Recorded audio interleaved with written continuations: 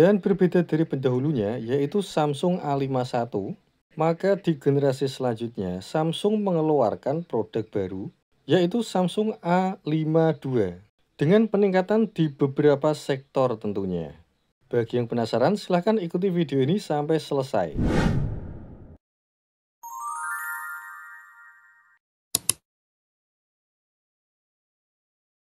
Halo guys, pada video kali ini saya akan memberikan sedikit informasi mengenai kelebihan dan kekurangan dari HP ini, Samsung A52. Hal pertama yang saya sukai, HP ini mendukung IP67, yaitu fitur water resistant atau anti air cuy. Dan kekurangannya adalah HP ini hanya menggunakan dua buah slot, nano SIM dan micro SD. Kemudian HP ini dibekali dengan fitur dual speaker stereo dan jack audio. HP ini juga memiliki 3 buah warna ya. Selanjutnya, kekurangan yang kedua dari HP ini adalah fitur fingerprint in display-nya yang saya rasa kurang begitu responsif. Kalau dilihat dari sisi tampilan, memang terlihat bagus. Akan tetapi, perlu kalian ketahui, fitur seperti ini terkadang kurang akurat coy. Tapi untungnya HP ini sudah dibekali face unlock ya. Untuk resolusi dan spesifikasi layar, HP ini tidak jauh berbeda dari pendahulunya yaitu Samsung A51. Keduanya sama-sama dibekali panel layar AMOLED dengan resolusi Full HD+. Bedanya, pada HP ini sudah dibekali refresh rate sampai 90 Hz. Sedangkan pada pendahulunya yaitu Samsung A51 masih di angka 60 Hz coy. Kelebihan lain dari HP ini adalah masa pakai baterainya yang tergolong cukup awet ya. Untuk penggunaan sosmed ringan, HP ini bisa mencapai screen on time sampai 7 jaman. Dalam tanda kutip untuk sosmed ringan dan kondisi baterai yang sehat. Kelebihan lain dari HP ini adalah fitur dual speaker stereonya. Dan tentu saja itu sebuah peningkatan. Karena di seri sebelumnya, yaitu Samsung A51, tidak ada fitur dual speaker stereo. Dan untuk kekurangannya, menurut saya HP ini mempunyai build quality yang kurang bagus. Karena masih pakai plastik coy, baik tutup belakang maupun framenya. Jadi feel genggamannya seperti HP murah. Kalau kita bicara soal prosesornya, HP ini menggunakan prosesor andalan pada saat itu, yaitu Snapdragon 720G. Secara performa, prosesor ini cukup gahar, karena ini termasuk prosesor kelas menengah. Dan sebagai bahan informasi, prosesor Snapdragon 720G merupakan produk Snapdragon yang paling sukses pada saat itu.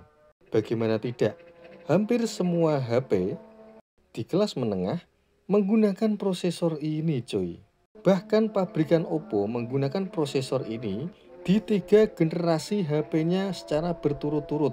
Mulai dari Reno 4, Reno 5, dan Reno 6. Semuanya menggunakan prosesor Snapdragon 720G. Dan untuk pengalaman gaming, silahkan kalian lihat di video ini ya. Kita akan mencoba mengetes game PUBG menggunakan HP ini dengan settingan tertingginya. Dan karena prosesor ini prosesor menengah, maka setting grafisnya hanya sampai segitu saja ya, tidak bisa lebih. Untuk main game secara keseluruhan, saya rasa cukup enak menggunakan HP ini, bahkan di tahun ini. Kalau dilihat dari performa, memang tidak sebagus prosesor sekarang, apalagi kelas flagship. Jangan disamakan.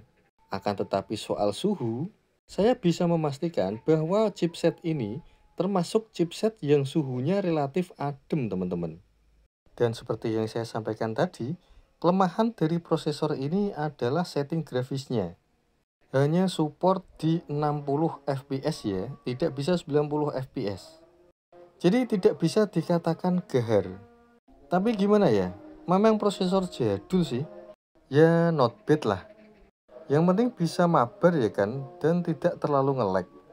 Dan satu lagi kekurangan dari HP ini yang menurut saya akan sangat berdampak sekali pada kalian para gamer, yaitu soal pengisian dayanya yang relatif lebih lambat dibandingkan dengan HP-HP zaman sekarang. By the way, HP ini hanya support pengisian daya sampai 25 watt saja ya. Ibaratnya gini, kalian menggunakan HP ini yaitu HP yang umurnya sudah kurang lebih 3 tahun yang lalu, pastinya tingkat baterai akan berkurang atau aus. Masa pakai baterai akan relatif lebih boros dibandingkan saat pertama kali beli baru. Pada saat pertama kali beli, mungkin kalian bisa main game 3 sampai 4 kali. Tapi setelah pemakaian 3 tahun, mungkin hanya sampai 2 kali. Dan ketika kalian ingin main lagi, maka kalian harus mengisi daya HP ini dan menunggu kurang lebih selama 2 jam hingga baterainya terisi penuh, coy.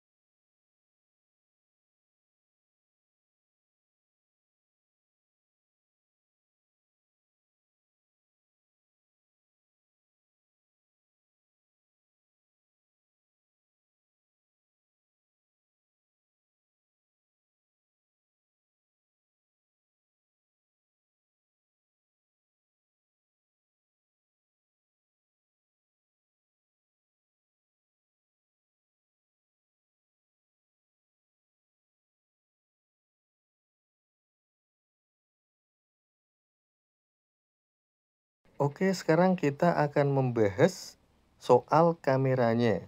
Spesifikasi kamera dari HP ini cukup mantap ya.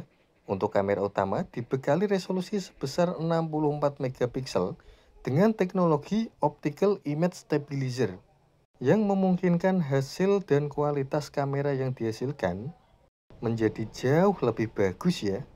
Meskipun begitu, hasil yang seperti ini saya rasa akan terasa biasa saja ketika dibandingkan dengan kualitas gambar dari HP-HP zaman sekarang. Sebagaimana yang pernah saya sampaikan, hasil gambar HP zaman dulu, termasuk HP ini, memang benar-benar dari hardware dan spesifikasi kameranya. Berbeda dengan HP zaman sekarang ya, yang kebanyakan hasil dan kualitas fotonya dari pengolahan software.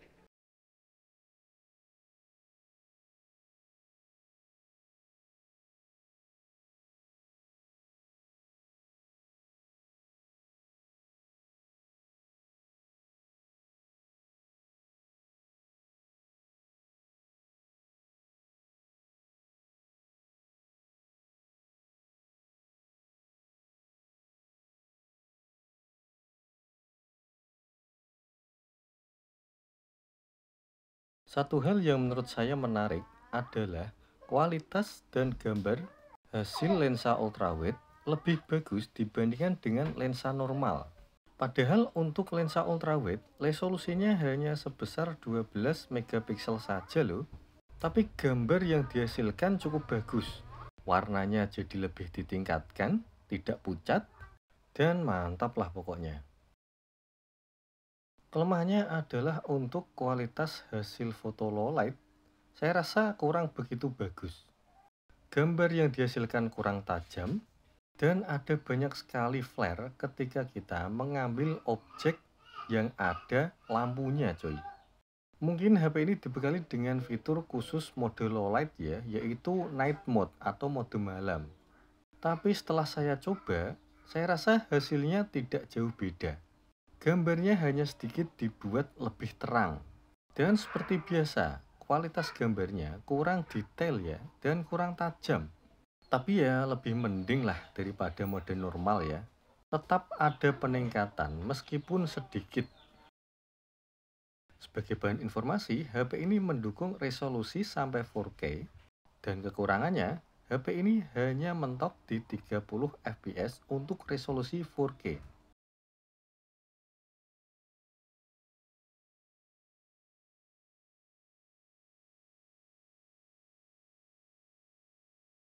Dan karena HP ini dibekali fitur Gyro Ace, ini adalah salah satu hardware penstabil video ya.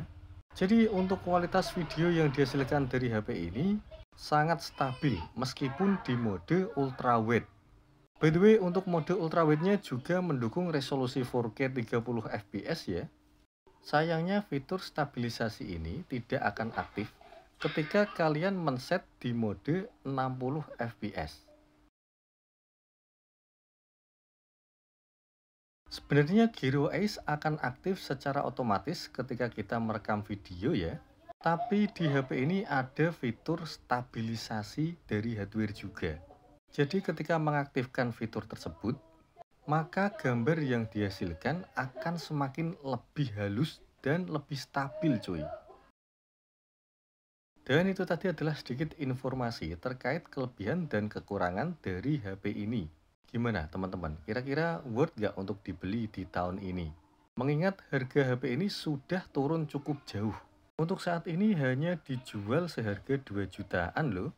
Dan akhir kata dukung terus channel kami dengan cara like, komen, dan subscribe. Untuk saran, masukan, kritikan maupun hujatan, silahkan tinggalkan di kolom komentar ya. Dan see you guys. Assalamualaikum warahmatullahi wabarakatuh.